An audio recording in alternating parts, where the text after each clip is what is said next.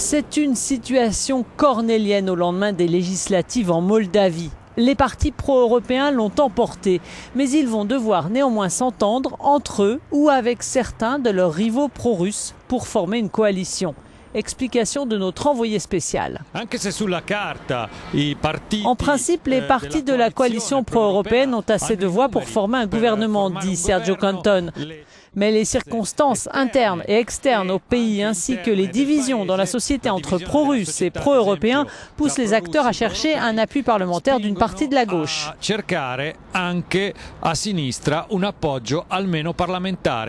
Impossible en effet d'ignorer que le parti socialiste pro-russe est arrivé en tête des suffrages. La Moldavie est tiraillée entre l'Union européenne et un rapprochement douanier avec la Russie. Une situation qui n'est pas sans rappeler celle de sa voisine ukrainienne. Et avec la Transnistrie, la Moldavie connaît déjà la sécession d'un territoire se réclamant de Moscou. Je suis très optimiste et je pense que les partis pro-européens vont coopérer, même avec la gauche, et vont décider ce que sera la voie de notre pays dans le futur.